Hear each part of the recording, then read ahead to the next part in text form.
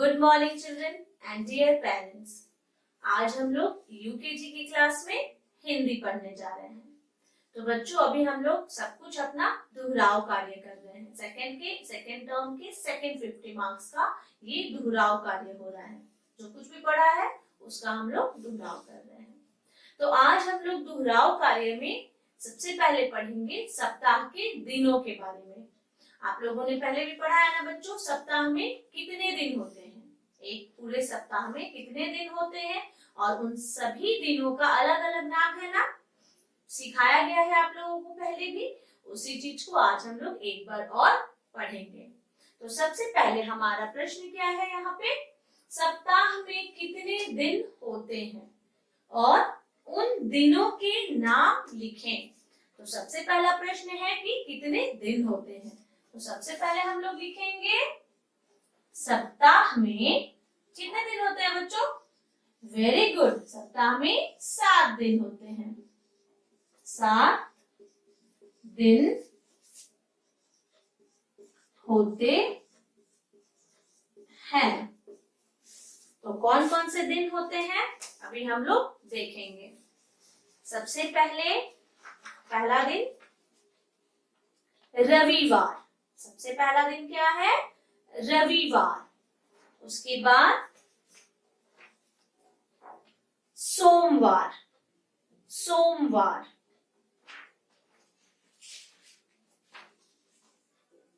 मंगलवार। उसके बाद क्या होता है, मंगलवार।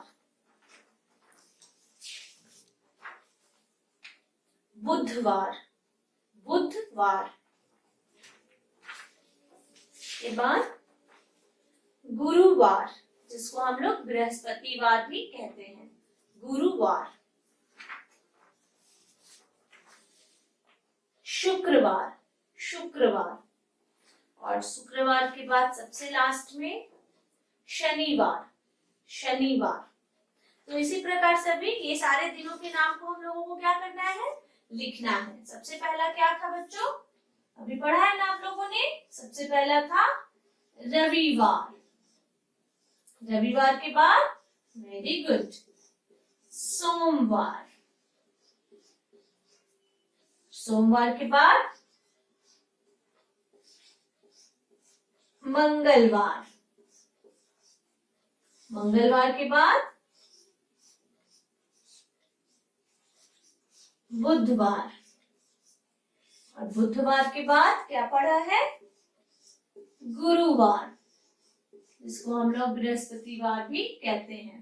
गुरुवार के बाद वेरी गुड बच्चों, गुरुवार के बाद क्या होता है, शुक्रवार। और सबसे लास्ट में, सबसे अंत में शनिवार।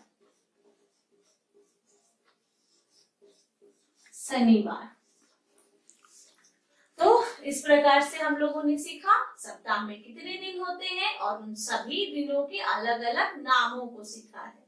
और अब हम लोग देखेंगे बच्चों शब्दार्थ। जो भी मात्रा आप लोगों ने पढ़ा है उनसे कुछ शब्दार्थ भी है किताब में, आपकी पाठ्य पुस्तिका में। उसी से अभी हम लोग कुछ शब्दार्थ भी देखेंगे। तो बच्चों अभी हम लोग पढ़ेंगे शब्दार्थ। शब्दार्थ लिखें। पहले भी पढ़े आप लोग। शब्दार्थ सुन के हम लोग को क्या लगता है कि जो शब्द है उनके क्या अर्थ होते हैं, वो हम लोगों को लिखना है। जैसे कि सवेरा, सवेरा पढ़े थे ना, उसका अर्थ प्रातः भी होता है। उसी प्रकार से अभी कुछ शब्द हैं जिनके सही अर्थ लिखने हैं, मतलब उनके और क्या अर्थ होते हैं, उसी को हम लोग शब्दार्थ कहते हैं। जैसे कि यहाँ देखिए बच्चों, शब्दार्थ लिखें अतः। तो अतः को और हम लोग क्या कहते हैं, यानी कि उसका अर्थ क्या होता है, इसलिए।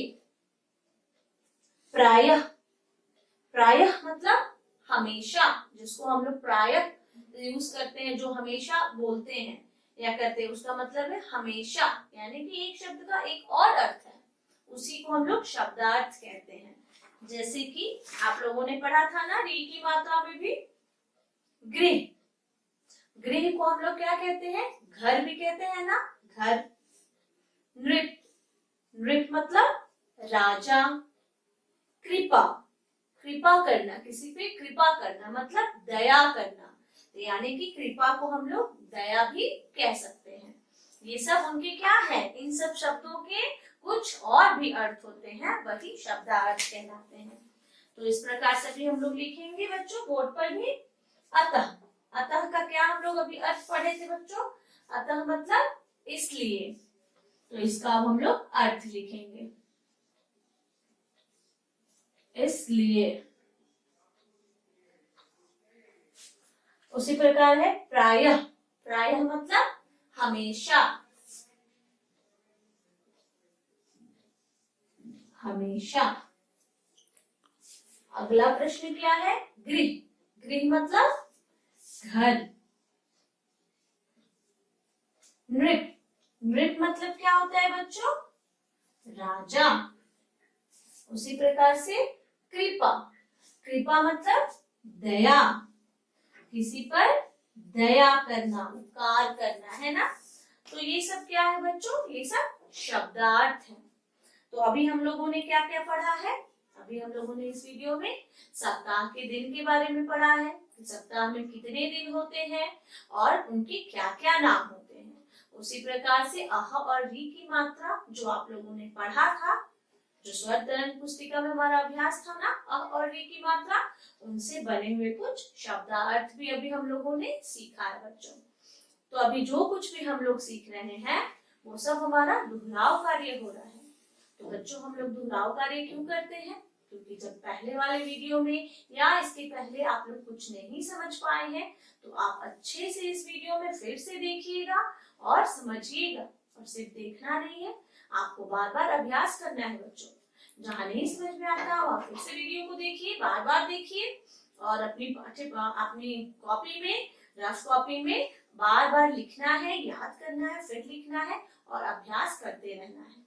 और आप लोगों को बच्चों घर में रहना है, बड़ों का बात मानना है, वो जैसे कहते हैं वैसे करना है और समय से पढ़ाई करिए और आराम करिए और अच्छे से रहिए बच्चों।